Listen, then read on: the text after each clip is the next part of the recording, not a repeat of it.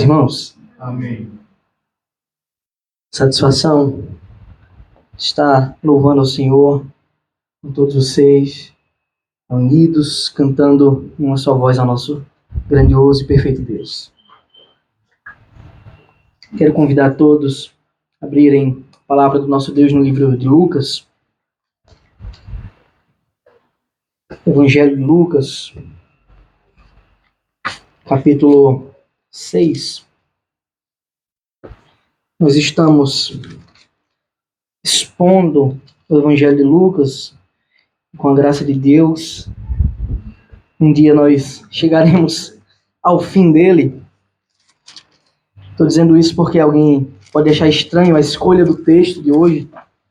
Talvez seja o tipo de texto que muita gente foge para não pregar, mas os irmãos que nos acompanham há bastante tempo sabem que eu não escolho o texto. Eu prego o texto, na semana seguinte, o texto seguinte, até que Deus nos permita pregar o livro completo da Bíblia. Amém? Isso é o que nós chamamos de pregação expositiva e sequencial. Todos me ouvem bem? Então vamos fazer a leitura do Evangelho de Lucas, capítulo 6, versículos de 12 a 16.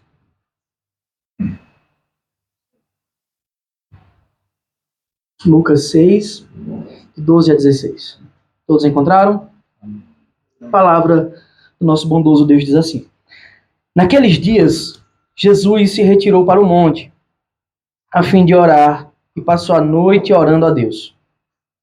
Quando amanheceu, chamou a si os seus discípulos, escolheu 12 dentre eles, aos quais deu também o nome de apóstolos: Simão, a quem acrescentou o nome de Pedro, e André, seu irmão, Tiago e João, Filipe e Bartolomeu, Mateus e Tomé, Tiago, filho de Alfeu, e Simão, chamado Zelote, Judas, filho de Tiago, e Judas Iscariotes, que se tornou traidor. Amém. Vamos orar. Senhor Deus Todo-Poderoso, obrigado, Pai, pelo teu amor, pela tua graça. Te louvamos porque até aqui o Senhor tem nos ajudado. Te damos graças por tudo. Esse momento, Pai, onde nós nos voltamos para a tua perfeita palavra, teu consolo revelado, escrito para nós, onde aprendemos como viver de modo digno nesse mundo. Te peço que o Senhor, pela tua graça, pela tua misericórdia, pelo teu Santo Espírito, que habita nos teus filhos, os teus eleitos, que o Senhor nos ajude a entender a tua palavra. Te peço que o Senhor não nos permita falar coisas que não convêm aqui. Tão somente que a verdade grandiosa do teu reino, da tua palavra, seja expressa e o teu nome seja glorificado em todas as coisas. Em nome do teu Filho amado, nós oramos, Senhor. Amém. Meus irmãos, a palavra do nosso Deus ensina que os verdadeiros cristãos, eles não devem viver desgarrados. É como uma ovelha que está separada do resto do rebanho. Inclusive, na palavra de Deus, nós vemos diversos trechos, diversas passagens onde o Senhor nos ensina que somos como ovelhas. Inclusive, essa é uma linguagem popular do meio cristão. Chamar o cristão de uma ovelha que é guiada por um pastor. Talvez o texto mais conhecido que a gente tenha sobre isso seja o famoso Salmo 23, que muita gente lê, muita gente deixa aberto lá no centro, né? Alguns entendem, outros não fazem ideia do que o texto trata. Mas os primeiros versículos do Salmo, que é um salmo curto, o salmista Davi, ele diz assim: o Senhor é o meu pastor, nada me faltará. Veja, quando ele diz isso, ele está se colocando na posição daquele que é pastoreado por Deus. Ele está fazendo uma comparação de si mesmo com uma ovelha, alguém que é guiado pelo bom pastor. Ele diz mais: ele me faz repousar em pastos verdejantes. Ou seja, como um verdadeiro pastor, bom pastor, que é o nosso Deus, ele nos guia para pastos verdes. Para quê? Por que uma ovelha precisa ser guiada para pastos verdes? Para ser alimentada. Ele leva-me para junto das águas de descanso, ou seja, de águas tranquilas. Para quê? Para poder saciar a sede e não ser levada pela correnteza. O pastor tem essa sabedoria de guiar as ovelhas para o alimento, para a saciedade das águas, para ter a sua alma refrigerada. Ele diz: refrigera minha alma. Mostrando que esse pastoreio, apesar de comparados com ovelhas, animais que são indefesos, animais que não têm muito senso de direção, ainda assim, Davi está falando uma coisa muito superior. Esse pastoreio vai muito além das coisas materiais que necessitamos. Ele guia-me pelas veredas da justiça. Como um pastor guia as ovelhas para todos os cantos, o nosso Deus nos guia pelas veredas da justiça. E ele faz isso, obviamente, por amor de seu próprio nome. Porque ele é Deus, glorioso e digno de todas as coisas. E ele continua: ainda que eu ande pelo vale da sombra da morte, não temerei mal nenhum, porque tu estás comigo, o teu bordão e o teu cajado me consolam. Poucas pessoas sabem que o bordão e o cajado servem para trazer as ovelhas de volta para o caminho. E às vezes é necessário umas boas pancadas para isso. Pancadas de amor. Enfim, nosso Deus nos trata como ovelhas. E nós temos que ter esse entendimento da nossa pequenez, da nossa fragilidade, para viver da forma como o Senhor nos ensina a viver, guiados por Ele. Mas dificilmente uma ovelha ela vive só. Um pastor dificilmente tem uma única ovelha. Via de regra, o rebanho dos pastores são grandes rebanhos. Isso significa que muitas ovelhas distintas devem conviver no mesmo curral, guiados pelo mesmo pastor, pela mesma soberana ordem, pelo mesmo preceito divino. Isso é importante que nós entendamos essa manhã. Aqui nessa terra, esse rebanho do bom pastor, que é Cristo, nosso Senhor, é chamado de igreja. É a igreja de Deus. Esse é o rebanho. Ele é o bom pastor que já deu as suas vidas, sua vida pelas ovelhas. E ele ordena que o seu povo viva assim, em comunidade, em comunhão, unidos por esse vínculo, que é o amor, o vínculo da perfeição. É o que nos une. E é assim que ele nos conduz dessa vida para a eternidade. Nos guiando, nos exortando, com o seu bordão, com o seu cajado, com o seu direcionamento nós somos alimentados, corrigidos quando necessário, confrontados e muitas vezes reconfortados pelo seu amor. Todas essas coisas, essas virtudes, elas pertencem à igreja de Deus. E só faz sentido se o bom pastor for quem nos guia. Nós devemos saber que a vida em comunidade, quanto igreja de Deus, no curral do Senhor, é uma ordem. Nunca foi uma opção do povo de Deus. Mas é uma ordem.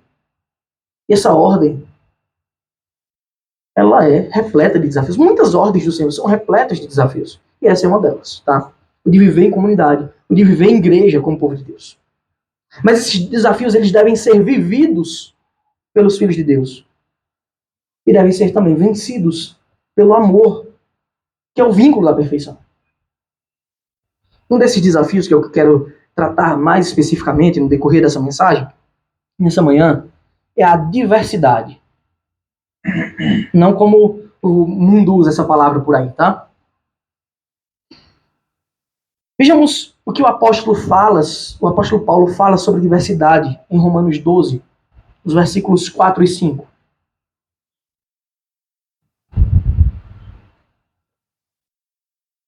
Paulo diz o seguinte: porque assim como num só corpo temos muitos membros, mas nem todos os membros têm a mesma função, assim também nós, embora sejamos muitos, somos um só corpo em Cristo e membros uns dos outros.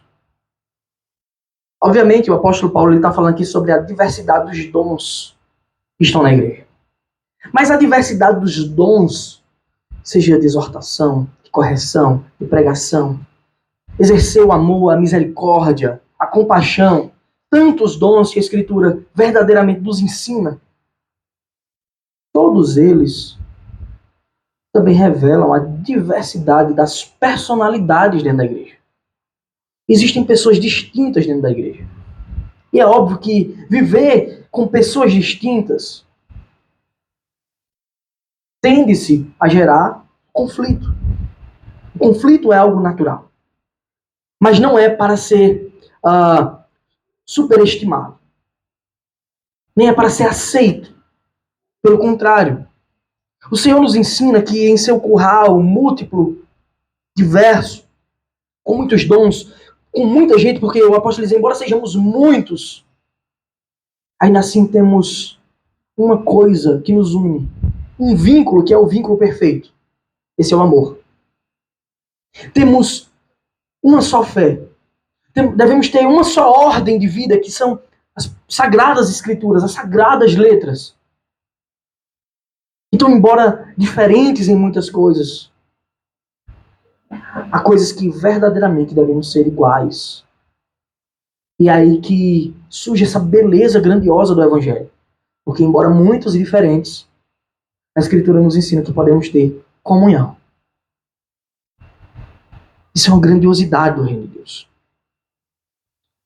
Mas, para viver de fato a comunhão que o Senhor nos ensina, para viver de fato a comunhão que o Senhor tem preparado para nós no meio do povo de Deus, é necessário que nós nos apossemos daquilo que o Senhor nos entrega como virtudes verdadeiramente cristãs. E uma delas, eu quero tratar no primeiro ponto dessa mensagem, é a oração. A escolha dos 12 apóstolos, que é do que o texto da nossa manhã fala, o texto dessa manhã fala, reflete isso. Reflete como o Senhor tomou a decisão de escolha dos seus 12 apóstolos. Então, em primeiro lugar, temos oração e decisão. Existe um lema antigo da igreja, de séculos atrás, que é ora et labora. Significa ora e depois trabalha. Mas é fundamental entendermos essa ordem. A oração, ela deve vir em primeiro lugar na vida do cristão. Para tudo. Inclusive para que possamos viver em comunhão. Como um corpo bem ajustado. O corpo de Cristo deve viver em comunhão. E a oração é um ponto fundamental dessa vida com o Senhor. A escolha dos 12 apóstolos ela é narrada nos 3 evangelhos sinóticos. Mateus, Marcos e Lucas. Mas somente Lucas narra a preparação de Cristo para essa escolha. Somente Lucas descreve o que Jesus fez antes de chamar os 12 apóstolos. Antes de investi-los, de ordená-los a esse ministério tão excelente. O Evangelho de Lucas diz assim, no versículo 12 do nosso texto. Eu peço que você esteja acompanhando o tempo todo com a sua Bíblia aberta. Naqueles dias, Jesus se retirou para o monte, a fim de orar, e passou a noite orando a Deus. Ele passou a noite orando a Deus. É somente Lucas que escreve que imediatamente antes da escolha dos apóstolos, dos 12, Jesus ele se retirou para um momento a sós com o Pai. Um momento de comunhão com Deus. Um momento onde ele se derramaria mais e mais ao Senhor, provando a sua união com o Pai. Provando que é um com o Pai, mas também nos ensinando essa grande verdade. As decisões, elas devem ser tomadas à base de oração. Vocês que têm acompanhado essa série de mensagens, já tem alguns meses que a gente vem pregando o Evangelho de Lucas, e ainda estamos aqui no capítulo 6, vocês já devem ter observado quantas vezes o evangelista trouxe o Senhor orando. Quantas vezes ele descreveu que antes de grandes feitos, antes de grandes atos, o nosso Mestre, o nosso Senhor, estava orando. E você jamais deve esquecer, perder da sua mente, que Lucas, ele tem como um de seus objetivos, esse evangelho, descrever Jesus como verdadeiro homem. Homem perfeito. Deus encarnado, homem perfeito. E é evidente que nós somos chamados para sermos imitadores de Cristo. E a lógica é simples. Se não seguirmos os seus passos, jamais nos aproximaremos da perfeição do Mestre. E um dos passos fundamentais é nutrir constantemente e verdadeiramente comunhão com o nosso Pai por meio de oração. Aí você poderia pensar, isso é muito fácil. Ora, é de graça. Não paga imposto, já que a gente paga tanto imposto para tudo, esse aí não paga. Mas, por que a igreja não ora? Por que as pessoas são tão carnais dentro do corpo de Cristo? Por que há tanta maldade no meio daqueles que se disseram convertidos pelo Senhor? Receberam a Cristo como seu Salvador? Porque não há nojo pelo próprio pecado. Aqui estão as respostas. Não ora. E é muito difícil orar, irmãos. Porque todas as distrações diabólicas aparecem quando a gente quer orar. Quando a gente quer nutrir comunhão com Deus por meio da oração. E olha que são poucas as vezes que a gente quer isso. E quando quer, ainda vem as distrações. A igreja de Deus precisa orar. A premissa é que vivemos... Eu estou falando aqui estritamente dentro da igreja. Não estou nem falando da nossa vida lá fora, que tem gente que tem vida dupla. Né? Tem cristãos de vida dupla. É uma moeda com duas faces. Uma face é crente e a outra é mundana. Eu estou falando aqui dentro da igreja. Dentro da igreja do Senhor. Como pode haver tanta estranheza? Tanta falta de comunhão? A resposta é: porque os cristãos não oram? Porque o povo de Deus não ama a palavra, a doutrina do Senhor. Inclusive, para alguns, se falar doutrina em algumas igrejas, o povo foge, corre. Como se fosse uma coisa maligna. O exemplo de Cristo, de constante oração, e mais especificamente nesse texto de escolha, nos revela que tudo na vida do cristão deve ser feito à base de oração. Simplesmente tomar decisões não pode ser uma coisa fácil. Não é somente você chegar e ponderar, olha, se eu for por esse caminho, tem esses prós e contras. Se eu for por esse outro, temos prós e contras. Não, tomar decisões não é uma coisa tão simples. Se você quer glorificar a Deus nas suas decisões, se você quer viver uma vida que reflita o amor de Deus, as decisões devem ser tomadas à base de oração. O exemplo de Jesus nos ensina que as nossas escolhas elas devem ser construídas com o concreto sólido da oração. Foi assim que o nosso Senhor Jesus fez em cada momento do seu ministério. São muitas as orações de Cristo. São muitas as vezes que ele incentivou os discípulos a orar. São muitas as vezes que ele ensinou os discípulos a orar. Agora, que escolha era essa que Lucas, em especial, descreve que Jesus orou a noite inteira? Ele se retirou para o monte a fim de ficar só para orar com Deus. Versículo 13 diz: E quando amanheceu, chamou a si os seus discípulos e escolheu 12 dentre eles, os quais deu também o nome de apóstolos. Veja, ele passou a noite inteira orando e imediatamente, quando amanheceu, ele tomou a decisão. Orou e depois trabalhou. Os outros evangelhos sinóticos, ou seja, Marcos, Mateus, eles narram e dão mais detalhes sobre essa escolha de Cristo e sobre o que significa o ministério apostólico, que o povo de Deus banaliza mundo afora. Marcos, capítulo 3, de 13 a 15, diz assim: a mesma narrativa na ótica de Marcos. Depois, Jesus subiu ao monte e chamou os que ele quis. E vieram para junto dele. Então designou 12, aos quais chamou de apóstolos. Agora, o motivo: para estarem com ele e para os enviar a pregar e exercer a autoridade de expulsar demônios. Já Mateus, capítulo 10, versículo 1, na sua mesma narrativa, na narrativa da mesma cena, Mateus escreve: tendo Jesus chamado seus 12 discípulos, deu-lhes autoridade sobre os espíritos imundos para os expulsar e para curar todo tipo de doenças e enfermidades. Então, a junção dessas descrições nos ensina muito sobre o que é o ministério apostólico, de fato. E eu quero destacar algumas verdades especiais desse ministério. Primeiro, a palavra apóstolo significa enviado. São aqueles homens que Jesus escolheu a dedo, 12, dentre uma multidão de discípulos. Tinha muitos discípulos ali. Mas Jesus escolheu dentre eles 12, chamou os que quis daquele grupo. E deu-lhes o título de apóstolo. Não um título só da boca para fora. Mas ele era revestido de uma autoridade especial. Primeiro que eles seriam enviados, como se fossem representantes de Cristo.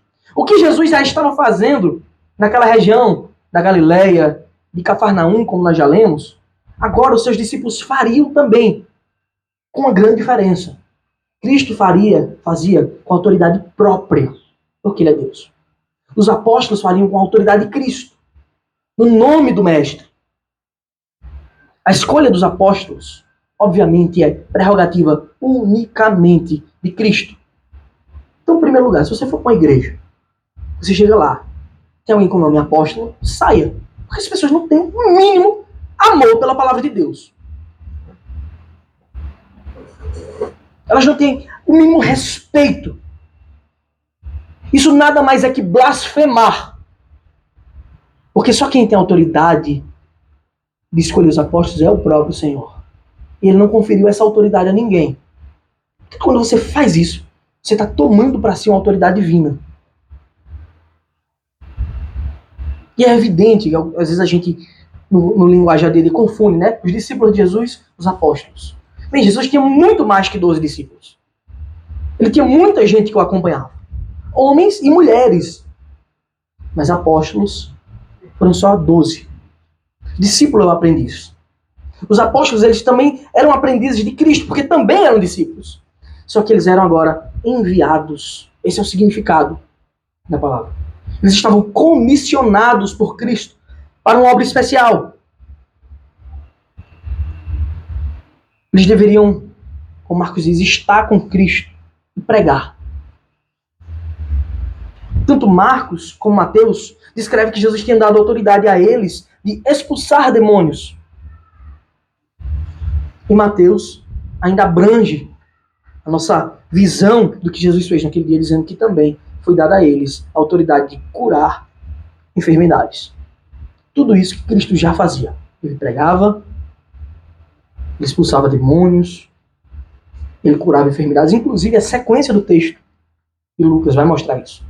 Que Jesus fazia todas essas coisas e continuou fazendo, com diferença. O poder saía dele. Então a escolha dos 12, ela reflete o cuidado de Jesus com a sua igreja. E com o seu plano de salvação. De modo que aqueles homens seriam os precursores da igreja. Aqueles que levariam o evangelho, espalhariam para o mundo com autoridade, com muito poder, mediante Cristo. E é evidente que uma decisão tão importante, que um ministério tão importante como esse, não poderia ser instituído de outro modo, senão que debaixo de muita oração. Assim como todo aquele que deseja, que almeja o ministério, que almeja o oficialato, ser um oficial de Deus, que é diácono, o pastor, o presbítero, esse deve, de forma muito ávida, buscar o Senhor em oração. Clamar ao Senhor por isso. Mas isso não é uma prerrogativa somente daqueles que querem ser oficiais. Isso é o que o povo de Deus deve fazer constantemente. Você deve orar. Você deve se submeter ao direcionamento divino. Porque algumas pessoas também oram. E recebem o direcionamento de Deus, de uma forma muito... Não espere que o direcionamento vai ser, você vai ligar a TV, vai aparecer lá, o que é que você tem que fazer. Às vezes o Senhor age espiritualmente, soberanamente, de forma que no meio da oração você percebe qual a decisão mais sábia a se tomar. Não espere que você vai abrir a Bíblia, uma espécie de horóscopo crente, e vai achar lá a decisão que você tem que fazer. Você ora e mediante o Espírito decide. Agora, o que acontece também é que algumas pessoas oram, recebem o direcionamento da verdade de Deus, mas preferem desobedecer. A oração ela deve ser acompanhada de submissão às ordens divinas. Isso é fundamental para que o povo de Deus viva bem e de forma ajustada.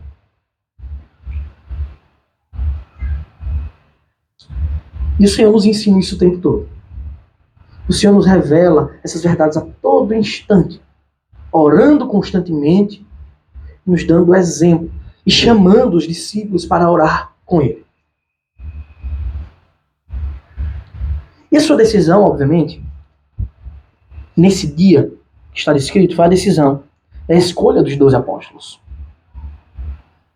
Então, em segundo lugar, uma vez que eu tenho tratado o tema diversidade dentro da igreja, a diversidade do povo de Deus, a multiplicidade de ovelhas do curral do Senhor.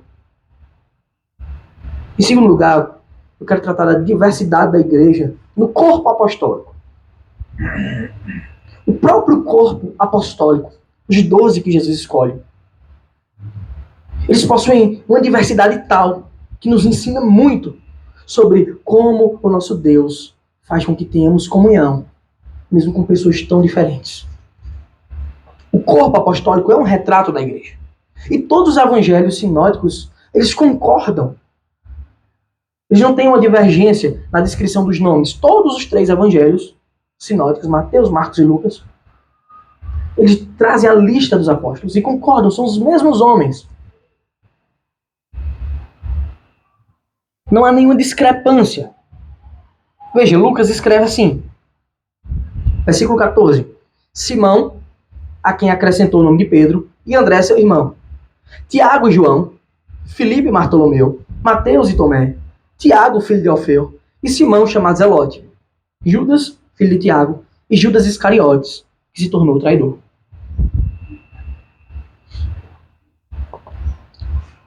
A gente tem que ler a Escritura buscando a Deus direcionamento, para que jamais a gente, quando leia um texto como esse, pense que se trata apenas de uma lista de nomes, sem significado. A gente leu vários nomes hoje, não foi? De Gênesis 14, nomes difíceis.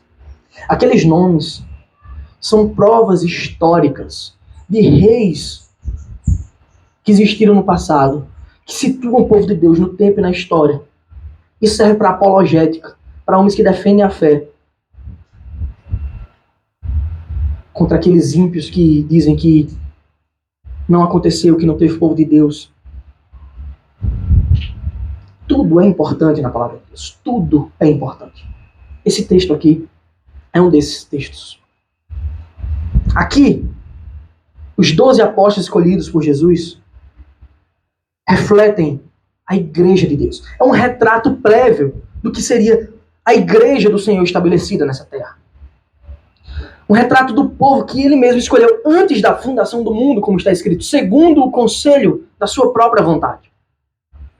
E eu quero discorrer um pouco agora sobre a personalidade, ou pelo menos aquilo que a gente consegue extrair da personalidade desses 12 homens. Para que a gente perceba como o povo de Deus é diverso. E como o Senhor, segundo o seu amor, segundo a sua palavra, ele molda o povo de Deus a tal ponto que nos ensina a viver em comunhão, mesmo com pessoas tão diferentes. E tudo isso ele faz com amor. A lista dos apóstolos, ela começa com Simão. Todas as 3 listas começam com Simão. Pedro sempre foi considerado uma espécie de líder dos apóstolos, aquele que tomava a frente. Então, Lucas já começa dizendo que ele teve um nome acrescentado por Jesus. Ele passou a ser chamado de Pedro. ele passou a ser chamado Pedro, que em outras palavras significa rocha. Aí você pensa, Jesus deu esse nome a Pedro por causa da sua personalidade. A resposta é não. Se tem uma coisa que Pedro não era, era uma rocha. A gente não pode confundir o Pedro arrojado, impetuoso, com uma rocha. Uma rocha é algo firme, inabalável, que não varia. E se tinha uma coisa que Pedro fazia, era variar. Pedro, ele viajava entre extremos. No nosso linguajar comum, a gente diria hoje que Pedro é 880. E a gente pode elencar aqui várias passagens das quais Pedro variou, assim, de forma abrupta, brusca, justamente porque ele não era uma rocha. Lembra quando Jesus está andando sobre as águas, em Mateus 14? Pedro diz, Senhor, mande que eu vá até aí. Jesus diz o quê? Venha. E Pedro vai, parecendo uma pessoa com grande fé. Ele começa a andar sobre as águas. Ele está indo em direção a Cristo, andando em direção ao Mestre. Só que chega um momento que Pedro ele perde a noção. Ele começa a olhar para a tempestade, para o vento forte. E ele começa a temer. E imediatamente é dito que Pedro começa a afundar. E ele clama por socorro. Ele clama por socorro. Veja, você tem um Pedro, do nada ele vê Cristo e ele quer andar sobre as águas com uma fé inabalável, aparentemente. Segundos depois ele está duvidando. Já andando sobre as águas. Andando sobre as águas ele começa a duvidar. Aí Jesus disse para ele, Jesus olha para ele e diz, por que você duvidou, homem de pequena fé? Olha a variação de Pedro. Em Mateus 16, a gente tem aquela famosa confissão de Pedro. Quando Jesus pergunta para os seus discípulos, quem vocês pensam que eu sou? O povo diz que eu sou Elias, uma encarnação de João Batista, um profeta, mas vocês? Pedro, movido pelo Espírito, Cristo fala isso. Ele ergue a voz e diz, tu és o Cristo, o Filho do Deus vivo. Ele diz, bem-aventurados, irmão Bar-Jonas. Porque não foi o sangue nem a carne que te revelou isso, foi o Espírito de Deus. Só que você começa a ler, continuar o capítulo, Jesus, ele começa a predizer a sua morte. Eu tenho que ir, chegou a hora de eu ser entregue, eu morrer pelas mãos dos gentios. Pedro diz o quê? Que Deus não permita isso. Jamais, você não pode morrer, isso não pode acontecer. E ao passo que, instantes antes, Cristo tinha dito, Deus, para ele, bem-aventurado, Simão, porque foi o Espírito Santo que te revelou isso. Agora Cristo diz para ele, sai da minha frente, Satanás.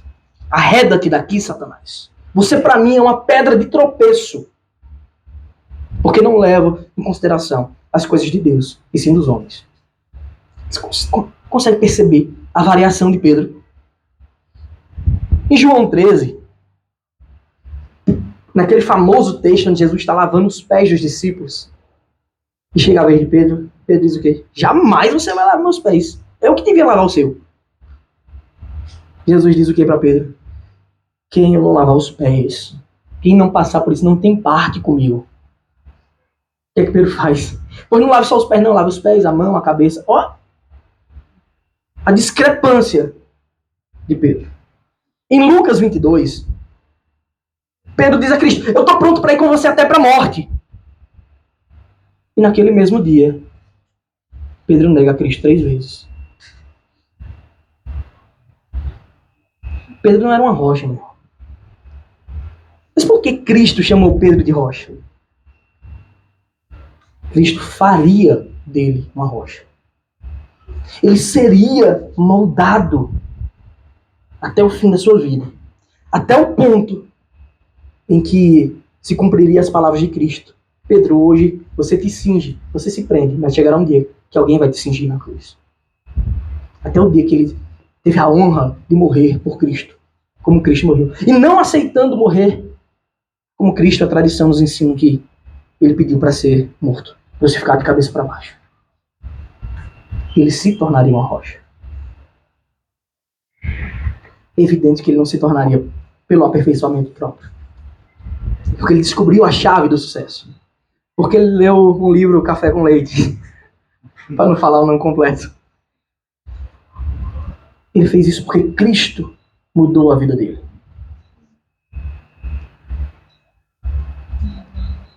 A gente tem André, que era irmão de Pedro, pescador. E você não tem a vida de André, as atitudes de André como Pedro, arrojado, impetuoso. João capítulo 1 descreve como ele dá testemunho a Pedro. Quando João Batista, ele ouve o ensino de João Batista, ele começa a seguir Jesus. Ele diz, olha, encontrei o mestre, encontrei o Cristo, venha. E André chama Pedro. E algumas passagens dos evangelhos, nós podemos ver como André, ele trabalhava totalmente diferente de Pedro no ministério. Trabalhava mais nos bastidores, aos pés de Cristo. Aparentemente de forma humilde, quando tinha alguma dúvida, ia ao mestre, ó, tá acontecendo isso. Ó, tem esses homens que são de outra terra querendo falar com o Senhor, esses gregos querendo falar com o Senhor. Tudo sempre foi mais diferente com André. Terceiro e quarto discípulos que são descritos são Tiago e João, que também eram pescadores, eram irmãos, inclusive. E no relato de Marcos está escrito que Jesus deu a eles o nome de Boanerges. Boanerges. Tiago e João receberam o nome de Boanerges. Sabe por quê? Ele diz que esse nome significava filhos do trovão. Isso não é por outra coisa não, meus irmãos. Por causa do temperamento deles, que era explosivo. Se você acha que Pedro era arrojado em tomar decisões precipitadas, eles eram explosivos. Tiago e João. Em Lucas, capítulo 9, dá para entender como eles eram assim. A personalidade deles fica bem clara. Quando Jesus está indo para Jerusalém, ele necessita passar por Samaria, e os samaritanos não recebem em uma dessas aldeias, a gente tem um relato das palavras de Tiago e João, dos irmãos. Lucas 9:54 diz assim, vendo os discípulos Tiago e João, vendo isto, os discípulos Tiago e João perguntaram, vendo isto, que eles não receberam Jesus. Eles dizem, Senhor, quer que mandemos descer fogo do céu para os consumir? Olha a loucura desses homens. Eles estão andando com Cristo. Quer que a gente mande fogo no céu para consumir esses ímpios, esses samaritanos endemoniados que não receberam o Senhor? Versículo 55 diz que Jesus repreendeu eles. E mais uma vez, a gente, na vida deles, homens tão distintos, a gente vê o poder transformador de Cristo na vida do homem. Esse mesmo que pediu, esses mesmos irmãos, Tiago e João, são homens que deram a sua vida pelo Evangelho. Tiago foi o primeiro apóstolo, não o primeiro crente, é o primeiro apóstolo a ser martirizado. Está lá em Atos 12.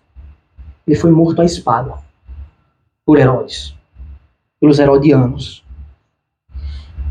E por outro lado, o seu irmão João, filho do trovão, ele passou a ser conhecido como apóstolo do amor. Aquele que pedia para cair fogo do céu. Ele escreve as cartas dizendo assim, filhinhos, amados, é assim que se vive o Evangelho. Ele foi o último a morrer. Um irmão morreu primeiro e o último, os apóstolos, foi João. Vocês têm noção do que é o Evangelho? O Evangelho é isso. Filipe era aquele servo humilde que ficou totalmente angustiado ao ver uma multidão se aproximar do Senhor naquele dia da multiplicação de pães e peixes. Ele começa, e agora? O que a gente vai fazer? Como é que eu vou alimentar esse povo? A gente não tem dinheiro suficiente. Ele tinha esquecido que Cristo podia fazer qualquer coisa. Em outro momento, ele tentando resolver as coisas de forma muito simples, no decorrer do Evangelho de João 14, ele diz assim, Senhor, mostra-nos o Pai, isso nos basta, tá tudo certo, deixa a gente ver o Pai. E Jesus consola ele dizendo, quem vê a mim, vê o Pai. Bartolomeu, ou Natanael, é o mesmo nome, é dito que era um israelita zeloso. é aquele que Filipe chama para conhecer Jesus, em João 1 também. Filipe chama Natanael, achamos o mestre. Versículo 47 de João 1 diz assim, 47 a 51, eu leio, os irmãos precisam procurar. Jesus viu Natanael se aproximar e disse a respeito deles, olha o que Jesus disse de Natanael, eis um verdadeiro israelita em que não existe fingimento algum. Em outras traduções dizem que não há dolo, em que não há culpa. Ou seja, um homem reto, zeloso quanto à lei. 48. Natanael perguntou a Jesus, de onde o Senhor me conhece? Jesus respondeu. Essa resposta é muito interessante. Antes de Filipe chamá-lo, eu já tinha visto você debaixo da figueira. Então Natanael exclamou, mestre, o Senhor é o Filho de Deus, o Senhor é o Rei de Israel. E muita gente acha estranho, né? Por que isso? Como assim? Ele viu e ele chega a essa conclusão. Existe uma interpretação possível do historiador da igreja, Flávio José, desse texto. Eu particularmente acredito que essa é uma interpretação bem plausível. Vocês lembram daquela ordem, quando os magos procuram Herodes, querendo conhecer o rei de Israel, e ele manda matar todas as crianças? Há uma interpretação de que, possivelmente, Natanael, quando era criança, ele devia ter mais ou menos a idade de Cristo, ele foi escondido pelos seus pais debaixo de uma figueira.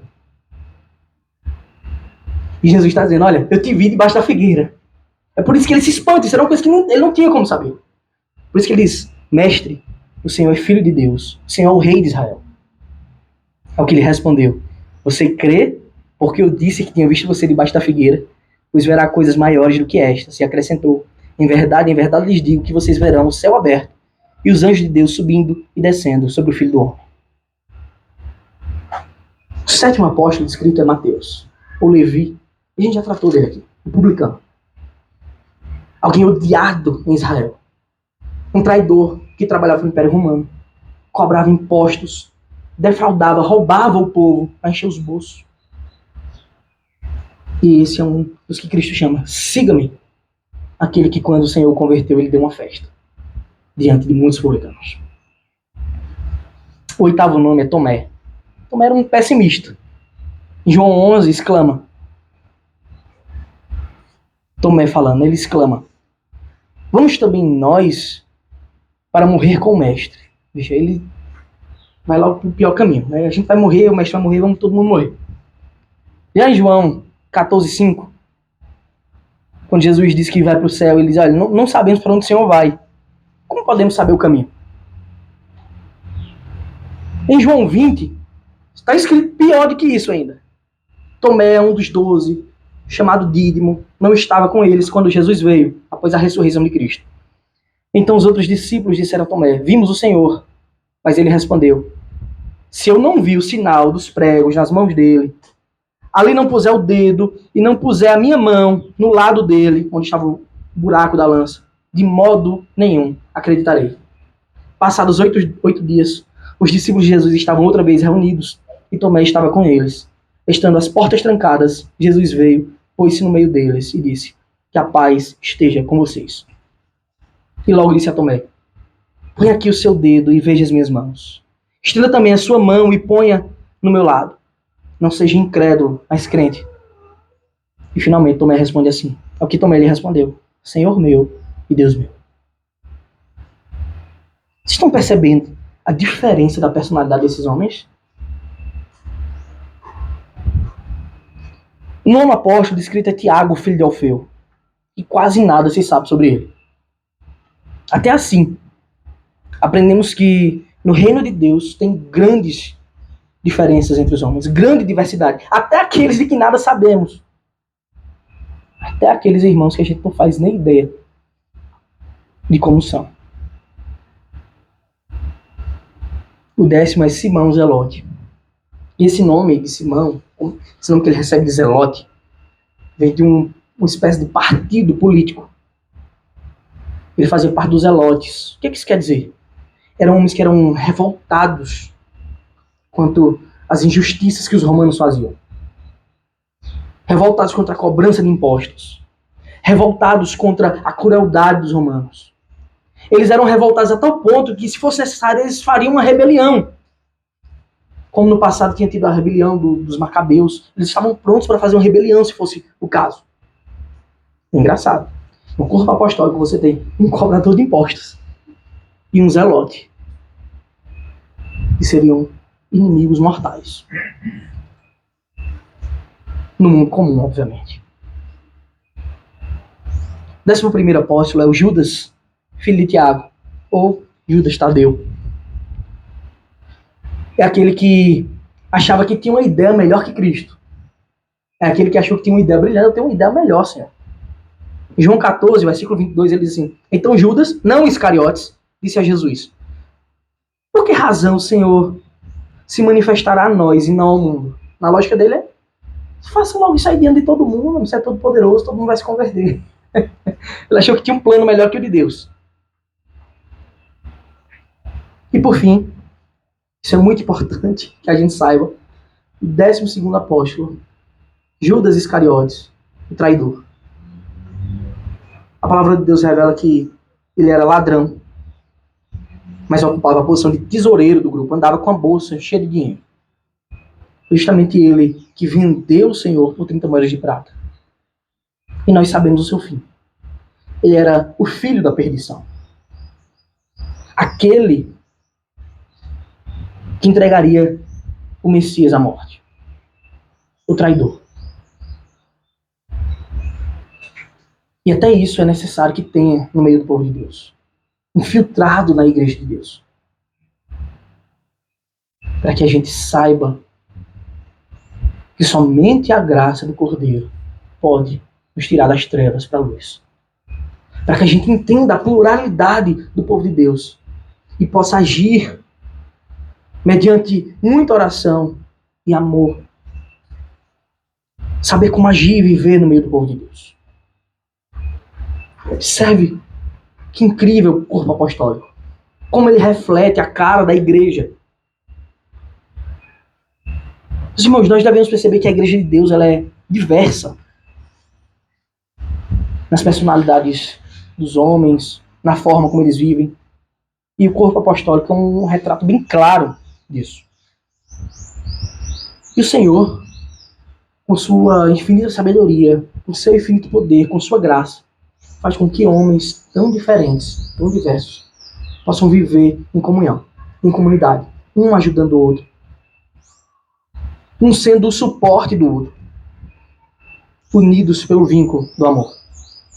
Temos um Pedro afoito, um André submisso, trabalhando nos bastidores, 2 irmãos explosivos, mas que são transformados pelo amor, um Mateus cobrador de impostos que larga essa vida para seguir ao mestre, Simão Zelote, o revoltado contra impostos, mas também que larga essa revolta porque tem uma coisa mais urgente e mais importante para fazer, que é seguir o mestre. Um Judas que acha que sabe mais do que Cristo, mas que aprenderia com o mestre como deveria agir, como deveria viver. Um Tomé que vacilava na fé, mas que foi erguido pelo mestre, diz: olha, você tem que ser crente. E ele creu de verdade. Um Tiago desconhecido. E até um traidor entre os 12. Para que a gente saiba, enquanto estivermos nessa terra, muitos impostores vão se filtrar no meio do povo de Deus para gerar o caos. A igreja é ampla, múltipla, as pessoas são diferentes, os gostos são variados, tem gente que gosta de um tipo de música, tem gente que gosta de outro tipo, estilo de roupa diferente, cinema, literatura, profissão. As pessoas são diferentes dentro do povo de Deus. Mas no que diz respeito à fé, todos devem estar em comunhão. E assim, todo problema, toda briga, toda arenga é sanada pela palavra de Deus. Pela submissão à palavra de Deus. A gente aprende que, assim como a escolha de Cristo, dos apóstolos, como ele fez isso com muita oração, para que tudo fosse feito exatamente da forma como ele planejou. A nossa vida pacífica e santa na comunidade de Deus, como membros de um corpo distinto, mas excelente, ela deve ser construída também, assim, debaixo de muita oração. Jamais você deve se esquecer que Jesus, ele morreu pelo cobrador de imposto. Mas não foi só pelo cobrador de imposto, foi pelos zelotes também. Ele morreu pelo amoroso e pelo explosivo. Só que ele não morreu pelo traidor. É fundamental ter fé verdadeira em Cristo. E fica aquela máxima que é importantíssima, que a gente vê todos esses homens entrando com seus defeitos, permanecendo com suas personalidades, só que agora restauradas por Cristo. Fica a máxima. Você deve vir a Cristo imediatamente agora, do jeito que você está. Mas você jamais deve permanecer do jeito que veio. Você jamais deve permanecer do jeito em que chegou aqui. Deus os abençoe. Amém. Vamos cantar um cântico e orar ao Senhor nosso Deus.